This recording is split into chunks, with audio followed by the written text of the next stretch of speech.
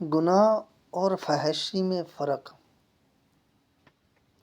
گناہ وہ ہوتا ہے جو ہم تنہائی میں کرتے ہیں، جس کا کوئی گواہ ہو، اور فحاشی وہ ہوتی ہے جس میں ہم دوسروں کو شامل کرتے ہیں۔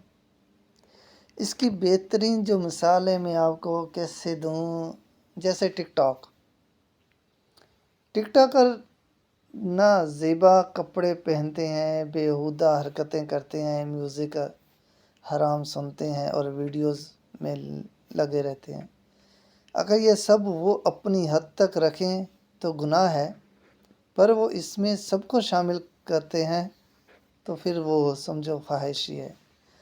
جس طرح نیک لوگوں کا صدقہ جاریہ ہوتا ہے نا، اس طرح یہ گناہوں کا بھی صدقہ جاریہ بن جاتا ہے۔ مسلسل اعمال نامے میں گناہ شامل ہوتے رہتے ہیں۔ بے شک ہم وہ گناہ چھوڑ دیں، معافی مانگ لیں، پر ہماری وجہ سے جو گناہوں میں مبتلا ہوئے ان کا حساب ہمیں دینا ہوگا۔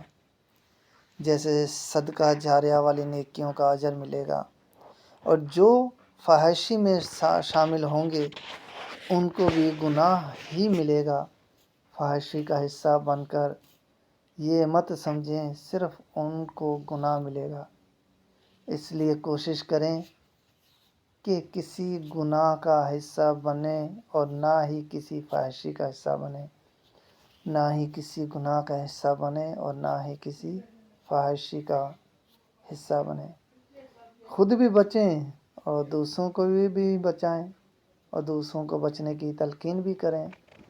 جزاک اللہ خیر۔ اتنی سی بات تھی جو آپ کے ساتھ شیئر کرنی تھی۔